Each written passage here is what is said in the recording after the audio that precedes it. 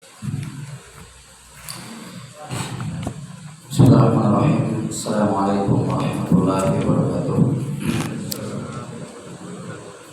Alhamdulillahirabbil alamin. Wassalatu wassalamu ala asyrafil anbiya'i wal mursalin sayyidina wa nabiyyina Muhammadin wa ala alihi wa sahbihi ajma'in. Asyhadu an la ilaha illallah wahdahu la syarika lah wa asyhadu anna Muhammadan 'abduhu wa rasuluh. Allahumma la ilma lana illa ma 'allamtana innaka antal alimul hakim.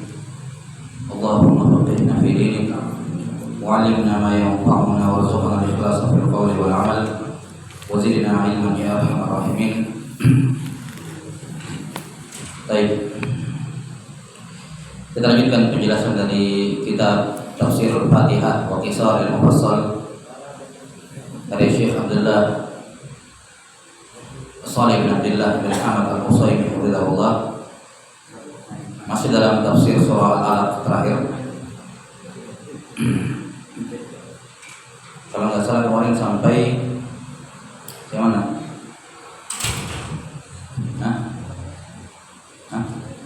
Ayat 16. Ayat.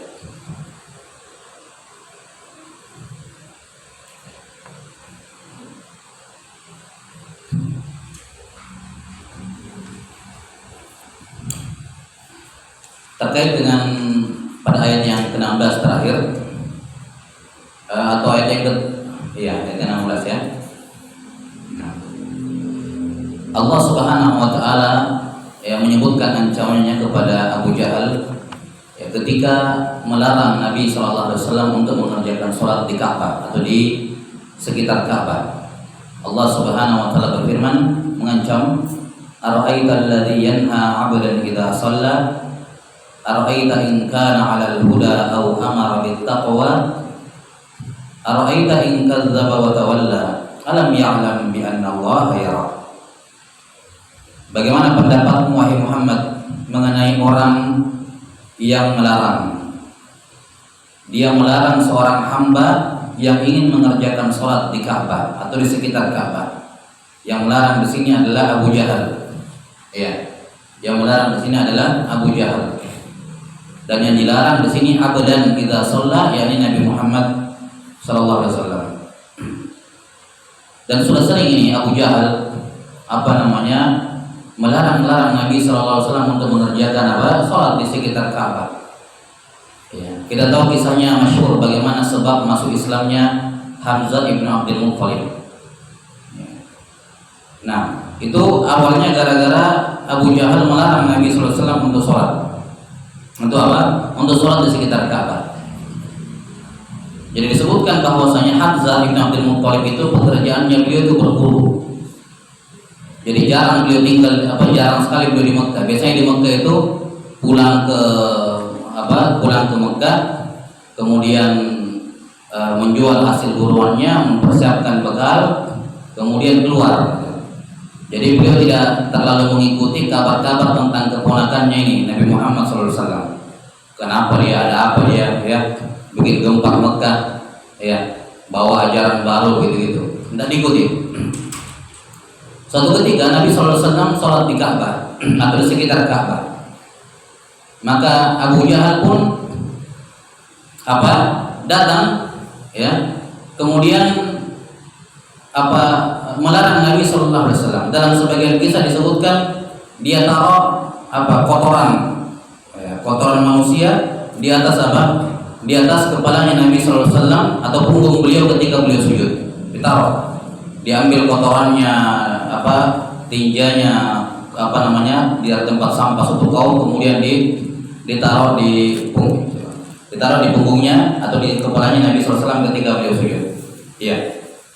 Maka suatu ketika itu kejadian bertepatan dengan Hamzah ibnu Abdul Muttalib pulang ke Mekah, pulang dari berburu.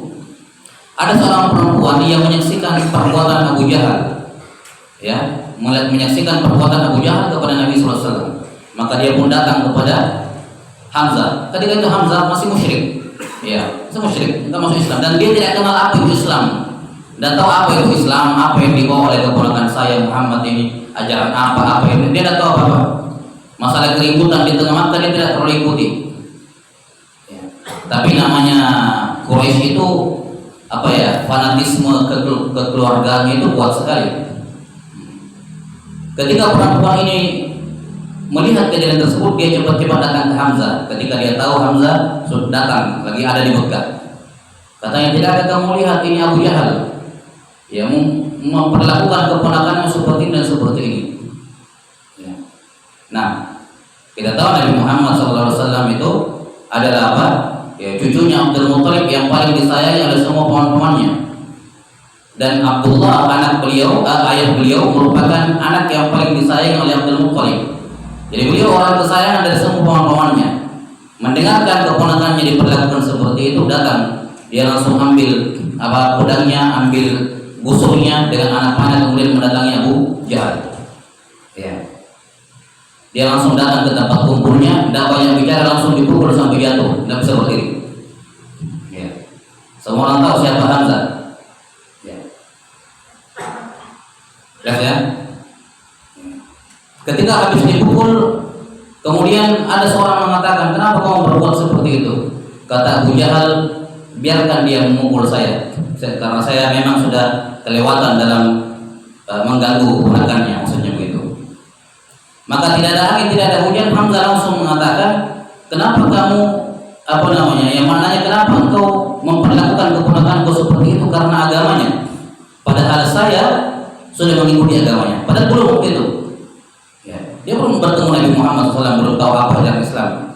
Ya, tapi karena fanatisme kekeluargaan, beliau mengatakan, kenapa kamu ganggu keponakanku? Ya, tidak ada kamu tahu saya sudah mengikuti agamanya. Maka gempar ketika itu. Gempar kaum musyrikin ketika itu.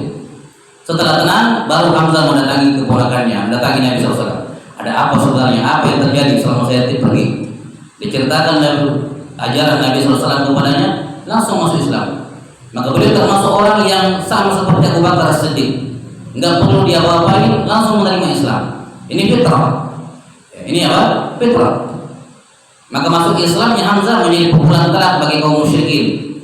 Berselang 1 pekan kemudian masuk Islam juga Umar bin Khattab. Jadi kejadian ini dekat, cuman beda sepekan atau kurang lebih. Hamzah duluan, baru Umar bin Khattab pekan depannya. Ya. Maka ini salah satu kejadian di mana Allah Taala menakdirkan Nabi SAW dizolimi, ya, dan itu menjadi salah satu sebab masuk Islamnya Hamzah Asadullah radhiyallahu taala anhu. Nah, kata Allah Taala, ya, tidakkah engkau melihat, ya, kepada hamba, kepada orang yang melarang hamba Allah untuk mengerjakan sholat? Ara'aita in kana 'alal huda. Bagaimana pendapat kamu seandainya, ya, yang orang yang dilarang itu untuk sholat dia yang ada di atas petunjuk? Atau amara bil taqwa, atau dia menyuruh untuk bertakwa? Ara'aita in kadzdzaba wa tawalla.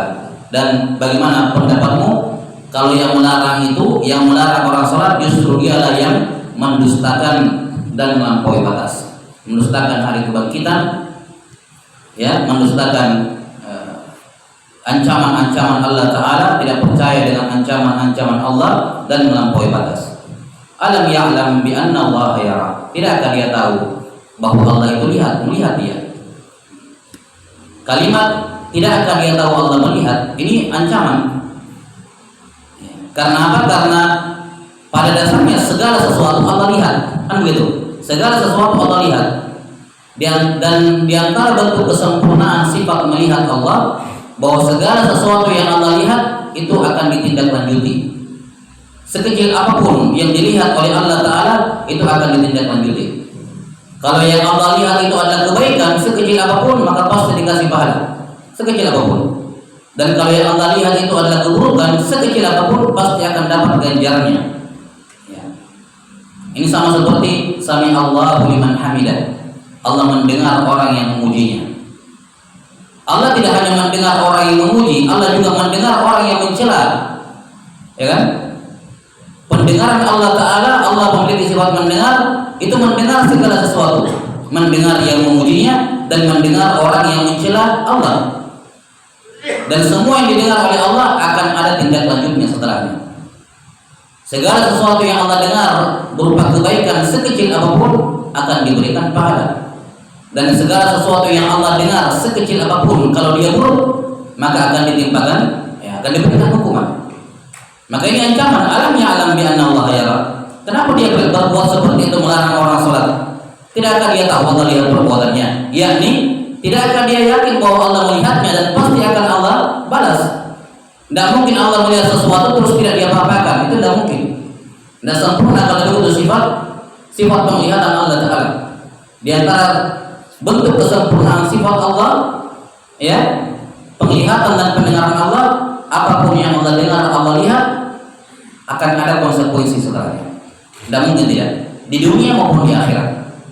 Karena itu jangan seorang berpikir Allah melihat saya berbuat keburukan terus tidak ada apa-apa. Oh, jangan berpikir alam ya'lam bi anna Allah yara, alam ya'lam bi anna Allah yasma. Saya sudah bikin dosa ini, bikin dosa itu, tapi tidak ada apa-apa tuh. Kamu berpikir Allah nggak lihat, kamu berpikir Allah nggak dengar. Allah lihat, Allah dengar, dan jangan berpikir tidak ada tindak lanjutnya. Kamu akan menerima konsekuensinya di dunia atau di akhirat. Kalau kamu dapatkan konsekuensinya di dunia, berterima kasih kepada Allah, syukur kepada Allah. Karena di dunia itu konsekuensinya paling parah mati. Tapi kalau di akhirat konsekuensinya neraka, dan meninggal mati itu lebih mending daripada masuk neraka, kan begitu.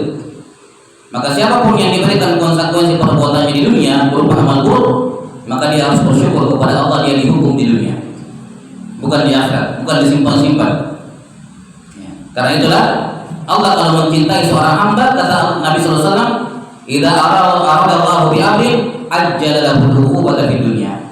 Allah kalau cinta sama seseorang, Allah segerakan hukumannya di dunia. Segerakan hukumannya.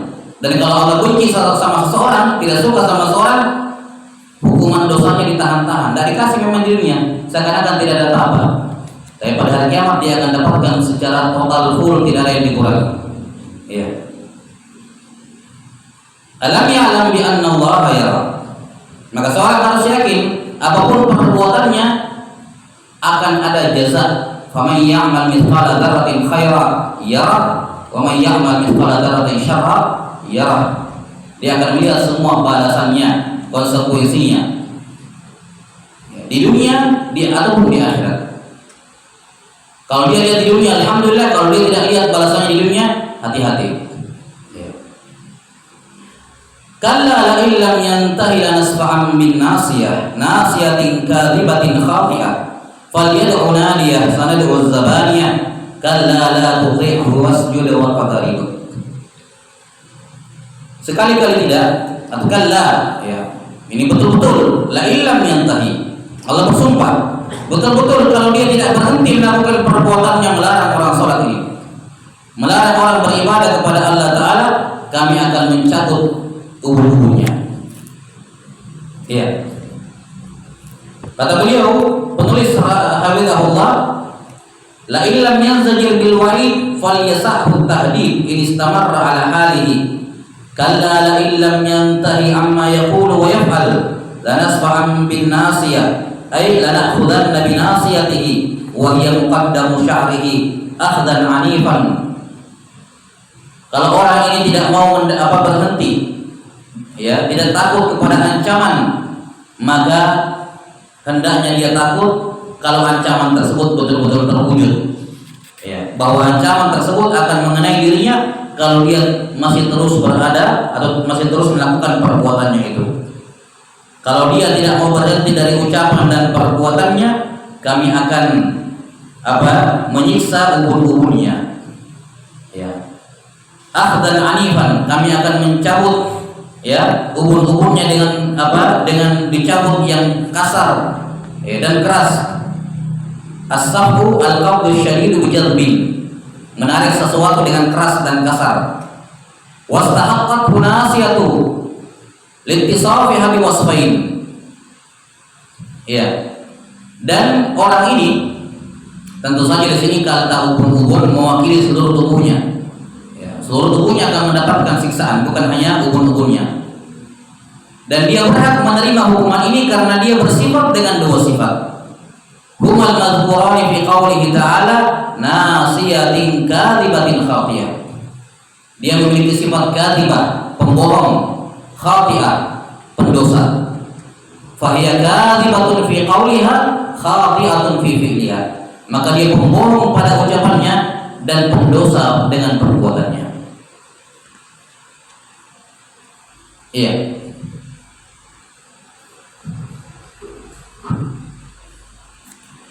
Kemudian kata Allah Subhanahu wa taala mengancam, ya, menantang, ya, menantang. Falyad'u hadzal athim munadiya wa hum ahlul majlisihi fa innana sanad'u az-zabaniya wa hum malaikatul adzab. Pendosa ini kalau dia mau melawan silakan dia panggil nadia. Silakan dia panggil teman-teman duduknya. Semua orang-orang yang mengikutinya, dia panggil keluarga besarnya. Silakan dia panggil karena kami juga akan memanggil Az-Zabaniyah. Az-Zabaniyah ini nama untuk malaikat-malaikat penyiksa, malaikatul azab. Malaikat-malaikat yang mendatangkan azab dan siksaan. Liya'khudhuhu wa yu'aqibuhu. Agar Az-Zabaniyah ini, malaikat-malaikat ini akan mengambil dan menyiksa mereka. Summu zabaniyatan li'annahum yazbuna ahlan nar ay yadfa'unahum bisyiddah. Para malaikat penyiksa ini, pembawa azab ini dinamakan malaikat zabaniyah karena mereka yazbuna ahlan nar, yakni mereka mendorong penghuni neraka dengan kasar untuk jatuh ke dalam neraka. Iya. Kata beliau rahimahullahu hafizahullahu taala menjelaskan sababun nuzul dari ayat ini. Wal ayatus sabiqatu nazalat fi sya'ni Abi Jahl hina naha Rasulullah sallallahu alaihi wasallam anis shalah wa tahaddadah. Semua ayat-ayat ini turun berkenaan dengan Abu Jahal ketika dia melarang Rasulullah sallallahu alaihi wasallam untuk mengerjakan salat, bahkan mengancam beliau. Rawat Tirmidzi wa Nasa'i fi Sunanil Kubra bi isnadin sahih an Ibnu Abbas radhiyallahu anhu annahu qala. Dalam riwayat At-Tirmidzi dan An-Nasa'i dengan sanad yang sahih dari Ibnu Abbas, beliau berkata, "Kana Rasulullah sallallahu alaihi wasallam yusalli 'inda maqam." Bahwa Rasulullah SAW pernah salat di samping maqam, yakni maqam Ibrahim. Tempat berdirinya Nabi Ibrahim ketika membangun Ka'bah. Ketika membangun pondasi Ka'bah, maqam. Famarra bihi Abu Jahl ibnu Hisham, melihat Nabi Muhammad SAW sementara sholat, ya Abu Jahal ketika itu lewat kemudian berkata, ya Muhammad, alam anhaka an hadza. Wahai Muhammad, bukankah saya sudah larang kamu sholat di sini? Kalau kamu mau sholat di rumahmu, sholat di dalam rumahmu sendiri, jangan ganggu kami dengan ibadahmu. Dan ini larangan mereka kepada semua para sahabat. Semua para sahabat. Nah, sahabat-sahabat yang punya keluarga besar, punya kedudukan, punya kekuatan, ya masih bisa melawan. Tapi sahabat-sahabat yang tidak punya keluarga besar, ya atau tidak sanggup menahan gangguan, ya ini akan terzalimi. Sampai akhirnya mereka diperintahkan hijrah ke Habasyah. Bukankah saya larang kamu? Kalau mau sholat, saya tidak larang. Silakan kamu di rumahmu. Tapi sholat di tempat publik tidak boleh. Ka'bah ini tempat umum, tidak boleh kamu sholat di sini. Wa tawaqqadahu, dia mengancam Nabi sallallahu alaihi wasallam. Wa adlalahu Rasulullah sallallahu alaihi wasallam wa taharahu. Ya, betul-betul dia ancam dengan keras Nabi sallallahu alaihi wasallam. Faqala ya Muhammad, kafan. Fa adlalahu Rasulullah sallallahu alaihi wasallam wa taharahu. Ketika beliau diancam, beliau mengancam balik. Beliau mengucapkan kata-kata berupa ancaman wantaharahu, dan betul-betul membuat ancaman yang membuat Abu Jahal itu takut. Karena Nabi Muhammad SAW itu dikenal bukan orang yang suka berkata kasar, ya kan? Dari dulu dikenal bukan orang yang suka berkata kasar. Jadi kalau beliau sudah sampai mengancam orang, itu pasti orang ketakutan. Ya. Pasti ketakutan. Ini orang jarang-jarang kayak gini. Sekalinya mengancam, ancamannya kayak gini. Ya, maka Abu Jahal pun karena kesombongannya tetap dia mengatakan, ya Muhammad, bi ayyi syai'in tuhaddidani? Ama wallahi inni la aktsaru hadzal wali nadiya. Kamu mengancam saya pakai apa? Ya. Kalau jumlah kalian sedikit, ya, budak rata-rata budak, ya, orang-orang lemah. Kamu mengancam saya dengan apa? Kata Abu Lahab, demi Allah, saya orang yang paling banyak nadia. Ya, makanya Allah mengatakan, "Faliyadu nadia." Saya orang yang paling banyak temannya, paling banyak koneksinya, banyak koleganya. Saya satu kali bicara semua orang siap, gitu. Satu kali manggil semua orang ngumpul. Kamu apa? Ya, saya yang paling banyak nadia. Maka Allah mengatakan, "Faliyadu nadia." Silakan dia panggil nadia. Silakan dia panggil teman-temannya itu, orang-orang yang akan membelanya. Sanad'u zabaniyah. Kami akan memanggil zabaniyah. Ketika Nabi membacakan ayat ini kepadanya, takut, enggak jadi dipanggil. Enggak jadi dipanggil. Seandainya dia panggil, kata Ibnu Abbas, kata beliau, qala Ibnu Abbas radhiyallahu anhu, "Law da'a nadiyahu la akhadhathu malaikatul adzab min sa'ati." Seandainya saat itu dia teriak, dia panggil temannya, malaikat azab saat itu juga langsung menghabisi mereka. Kan ayat ini kan, tidak mungkin ada firman Allah bohong. Allah sudah mengancam, kapan dia panggil, kami panggil malaikat. Tapi karena mereka dia tidak jadi panggil, enggak jadi juga dipanggil malaikat. Kata Ibnu Abbas, seandainya dia panggil saat itu, selesai masalah. Mereka semua akan disiksa oleh malaikat. Wa asluhu fil Bukhari mukhtasaran. Kisah ini atau sababun nuzul ayat ini, asal kisahnya dalam riwayat Imam Al-Bukhari secara ringkas. Kemudian Allah Ta'ala menutup surah ini, walamma faragha min wa'idin nahi wa tahdidihi atba'ahu bi amril manhiyyi wa huwal abdul musalli alla yuti'anna nahiyah. Setelah Allah Subhanahu wa Ta'ala mengancam orang yang melarang untuk sholat tadi, yakni si Abu Jahal ini. Ya, setelah Allah Ta'ala mengancam orang yang melarang, Allah lanjutkan dengan menyuruh orang yang dilarang. Yang dilarang tadi disuruh, yaitu orang hamba yang sholat tadi. Apa perintahnya Allah kepada hamba yang dilarang sholat tadi? Agar dia jangan menuruti larangannya orang yang melarang tadi. Kalla la tuti'hu, kata Allah. Faqal kalla la tuti'hu, jangan kamu ikuti, ya, jangan kamu patuhi larangannya wahai Muhammad. La tuti'hu fima nahaka anhu, jangan taati dia pada apa yang dia larang kamu darinya. Tsumma amarahu bima fihi falahu. Setelah itu Allah menyuruh Nabi Muhammad SAW mengerjakan amalan yang padanya terdapat keberuntungan bagi beliau. Faqala wasjud li rabbika waqtarib, sujudlah untuk Tuhanmu, waqtarib minhu bis shalah, dan mendekatlah kepada Allah dengan salat. Ya. Di sini digandengkan sujud dengan mendekat. Ya, karena memang keadaan paling dekat seorang hamba dengan Allah Ta'ala adalah ketika dia sujud.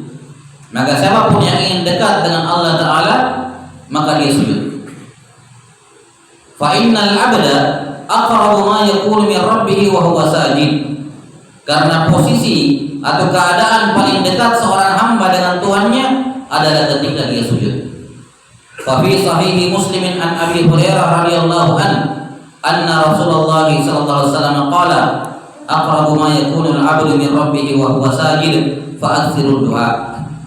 Dalam Sahih Muslim dari Abu Hurairah, Rasulullah SAW bersabda, keadaan yang paling dekat seorang hamba dengan Tuhannya ketika dia sujud, maka perbanyaklah doa di dalamnya. Ya, perbanyaklah doa di dalamnya. Dan ini menunjukkan kepada kita bahwasanya, ini sudah pernah juga kita sampaikan, bahwa siapapun yang ingin meninggikan dirinya, ya, meninggikan derajatnya di akhirat kelak di sisi Allah Subhanahu wa taala di akhirat, maka di dunia dia harus merendahkan dirinya. Ya. Dia harus merendahkan dirinya. Jadi bukan orang yang tinggi hati, bukan orang yang sombong dan seterusnya. Siapa saja yang meninggikan dirinya di dunia, mencoba mengangkat dirinya di dunia, maka Allah akan rendahkan dia di dunia maupun di akhirat. Ya. Ini Allah lakukan bukan hanya, jangankan pada manusia yang memang mukallaf, hewan saja Allah Allah rendahkan ketika diuluk-ulukan, diangkat-angkat, ditinggi-tinggikan. Kita sudah pernah sebutkan kisah ontanya Nabi SAW, ya kan? Onta Nabi SAW ini kalau lomba lari onta tidak pernah kalah, sampai diuluk-ulukan oleh para sahabat. Ini onta tidak mungkin kalah, ontanya Nabi kan begitu. Ontanya Nabi tidak mungkin kalah, sehingga diuluk-ulukan, dianggap ya onta ini yang paling jago kali ini. Suatu ketika ada seorang Arab Badui dari luar kota datang ikut lomba lari onta ini, ya. Ternyata ontanya yang menang, ontanya Nabi SAW kalah. Maka para sahabat langsung kecewa, berat. Melihat hal tersebut, Rasulullah SAW kemudian mengabarkan apa hikmahnya. Ontanya Nabi harus kalah. Apa hikmahnya? Kata Nabi SAW, innahu haqqun 'ala Allah alla yurfa syai'un min amri dunya illa wada'ah. Bahwa wajib atas Allah, yakni Allah mewajibkan atas dirinya sendiri, kapan saja ada perkara dunia yang ditinggikan, Allah akan merendahkannya. Karena Allah tidak ridho ada perkara dunia yang diangkat tinggi-tinggi. Maka siapa pun yang ingin tinggi di hadapan Allah Ta'ala, dia harus merendah di dunia. Dan siapa yang mau mendapatkan ketinggian di dunia, dia akan rendah di hari kiamat. Itu kaidahnya. Terbalik. Siapa yang ingin mendapatkan sesuatu di akhirat, dia harus lepaskan di dunia. Karena itulah orang-orang yang minum khamar di dunia, dia tidak akan minum khamar di surga. Laki-laki yang memakai perhiasan emas di dunia, dia tidak akan pakai itu di surga. Kalaupun dia masuk surga, dia tidak akan pakai. Ya. Karena diharamkan bagi dia. Nah, kemudian di sini sedikit tambahan saja bahwa ini adalah salah satu tempat dari sekitar 14 tempat sujud tilawah dalam Quran. Ya. Ini di di juz 30 cuma satu tempat ya, di surah sama surah Al-Insyiqaq, surah Al-Insyiqaq 2 tempat di juz 30. 2 tempat 2 ayat tilawah. Ya, ayat sajdah. Ini juga di antara keutamaan juz 30 ini. Baik. Dan sujud tilawah ini termasuk sunnah. Ya. Hukumnya adalah sunnah. Sebagian fuqaha mengatakan sunnah muakkadah, sunnah yang ditekankan. Dan disunnahkan sujud kalau memang dalam konteks membaca. Dalam konteks membaca maka seorang disunnahkan sujud. Adapun dalam konteks kita membacanya dalam konteks taklim seperti ini, ya tidak disunnahkan karena bukan dalam konteks membaca Quran. Kalau ini bukan dalam konteks membaca Quran. Kita baca buku tafsir, misalnya baca buku tafsir lewat ayat, kita bukan dalam keadaan mengaji. Kita sementara membaca belajar membaca buku tafsir lewat ayat saja, enggak disunnahkan. Yang disunnahkan itu kalau memang dalam konteks sedang membaca. Jelas sampai sini? Dan syarat syahnya sujud tilawah itu sama seperti syarat syah sholat, sama. Karena sujud tilawah sama seperti sujud sahwi, aturannya sama seperti sholat. Wajib berwudu, wajib menghadap kiblat. Tidak sah sujud tilawah kalau tidak menghadap kiblat atau tidak bersuci. Wajib menutup aurat dan seterusnya. Ya. Karena syarat-syarat sujud tilawah itu sama seperti syarat syah sholat. Jelas sampai sini? Iya, harus niat karena ini ibadah. Nah, kalau dia sujud tilawah di dalam sholat,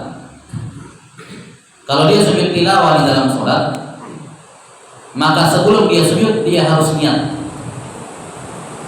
Ini penting. Innamal a'malu binniyat.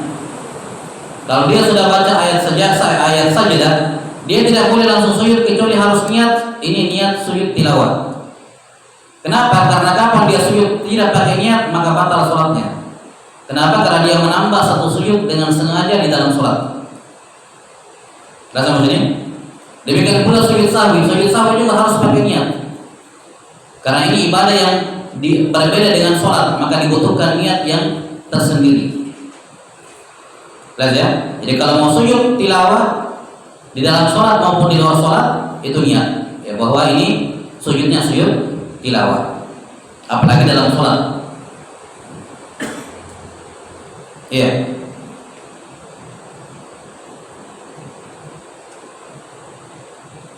Kemudian disunnahkan membaca takbiratul ihram. Disunnahkan membaca takbiratul ihram. Ya, apa takbir ketika turun dan ketika apa? Bangkit dari sujud tilawah.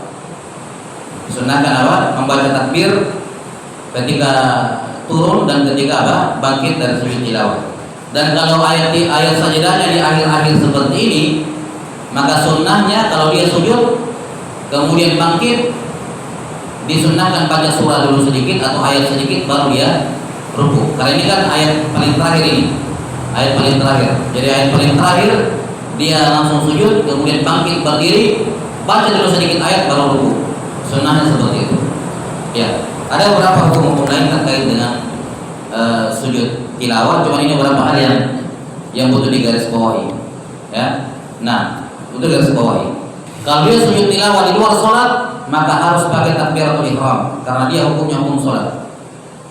Takbiratul ihram dan habis sujud tilawah salam, sama seperti sholat, karena penghalalnya adalah takbiratul ihram dan pengharamnya adalah salam. Jadi tidak bisa sujud tilawah itu kayak sujud syukur begitu saja, ya. Jelas sama ini sujud tilawah dia aturannya jelas. Nah, sujud syukur juga sebenarnya aturannya sama kurang lebih. Cuma di sini yang dibahas adalah sujud tilawah. Jadi kalau di luar sholat sebelum seorang sujud tilawah dia takbiratul ihram, Allahu Akbar sujud. Setelah itu bangkit, Allahu Akbar baru Assalamualaikum warahmatullahi wabarakatuh. Assalamualaikum warahmatullahi wabarakatuh. Ya, ini tata cara pelaksanaan sujud tilawah.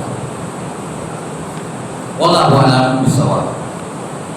Ini selesai walillahil hamd penjelasan terkait dengan tafsir surah Al-Alaq. Qala rahimahullahu taala, hafizahullahu taala, tafsir surah Al-Qadar. Sekarang tafsir surah Al-Qadar. Qala hafizahullahu taala, bismillahirrahmanirrahim. Inna anzalnahu fi lailatul qadar wa ma adraka ma lailatul qadar. Lailatul qadri khairum min alfi syahr. Tanazzalul malaikatu war-ruhu fiha bi'izni rabbihim min kulli amr. Salamun hiya hatta matla'il fajr. Ini surah Al-Qadar terdiri dari 6 ayat. Ayat yang pertama, bismillahirrahmanirrahim. Ayat yang kedua, inna anzalnahu fi lailatul qadar. Sesungguhnya kami menurunkan ia, yakni Al-Quran, di malam Al-Qadar. Sekedar butuh digarisbawahi, ini ayat-ayat seperti ini, ayat-ayat Al-Quran yang diakhiri dengan huruf ra, itu terkadang banyak orang yang salah baca. Ya. Dia ketika membaca dia hilangkan huruf ra-nya atau dia tipiskan sekali hampir hilang. Dia baca fi lailatul qadr. Ya, qad. Dan sampai sini ini huruf ra harus jelas. Fi lailatul qadr.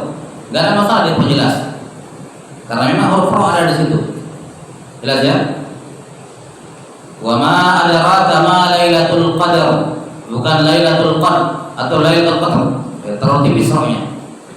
Nah, ini termasuk kekeliruan dalam membaca karena huruf ra di sini wajib dibaca tafkhim, dibaca tebal. Kaidahnya kalau huruf rohnya sukun, sebelumnya fathah, maka roh dibaca tebal. Rohnya kan sukun, kalau dibaca mati di situ, qadar gitu ya. Rohnya sukun, sebelumnya fathah, maka rohnya dibaca tebal. Maka kesalahan fathah kalau dihilangkan atau ditipiskan, qadar.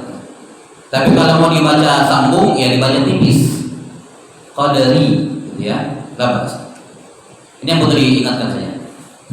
Kita bacakan terjemahannya. Sungguh kami telah menurunkan Al-Quran pada malam Al-Qadar. Tahukah kamu wahai Muhammad apa itu malam Al-Qadar? Malam Qadar itu lebih baik daripada 1000 bulan.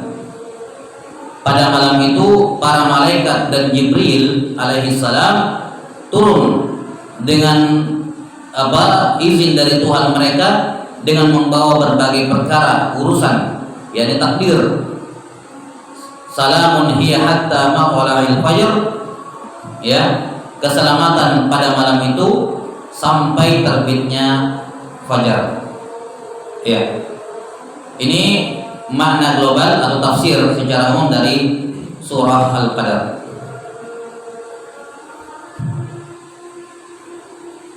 Dan Al-Qadar di sini bermakna asyaraf, bermakna kemuliaan. Karena qadar dalam syariat itu, dalam istilah syariat ada beberapa makna. Ya. Di sini qadar juga bisa memiliki beberapa makna. Di antaranya asyaraf, malam kemuliaan. Bisa juga qadar sama seperti kata takdir, qadar yang bermakna penetapan. Dikarenakan pada malam ini Allah menakdirkan kejadian yang akan terjadi 1 tahun sampai 1 tahun ke depan.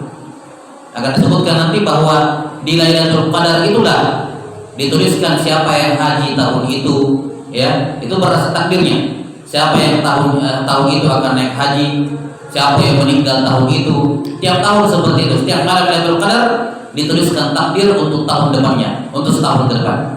Karena itulah disunnahkan seorang berdoa dengan doa yang paling baik di malam itu, karena itu menentukan nasibnya 1 tahun ke depan. Di malam itulah diletakkan takdir untuk 1 tahun ke depan. Sebagaimana yang disebutkan dari Ibnu Abbas radhiyallahu anhu. Iya.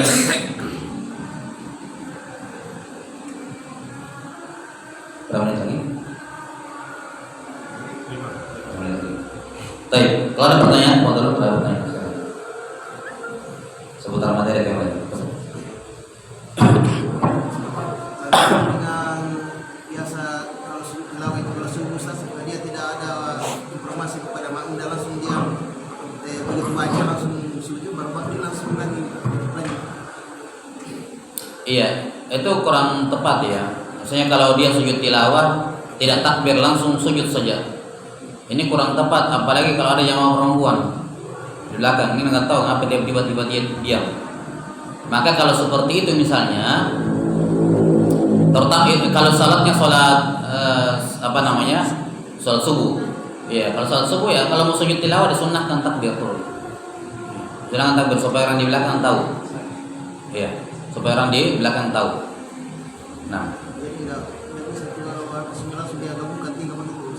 tiga apa? Dia kan habis baca langsung sujud, baru kembali i'tidal, baru sujud lagi. Ya, tidak apa begitu. Tapi ada takbirnya turun. Takbirnya turun ini sunnah sebenarnya, tidak wajib. Cuman kan untuk tadi kalau ada orang-orang tidak tahu. Nah, makanya saya katakan tadi, ini kan ayat sajadahnya di Iqra, ayat paling terakhir ya. Kalau ayat paling terakhir kan berarti dia sujud, dia kembali i'tidal. Nah, ini disunnahkan jangan rukuk dulu. Dia baca dulu surah yang lain supaya orang juga tahu di belakang bahwa ini sujud tilawah tadi. Nah, masih bisa. Ini cuma ada salah satu yang pernah berceramah. Maksudnya cuma saya mau mempercayai sama Ustaz, apa namanya itu betul bagaimana dia menafsirkan tadi itu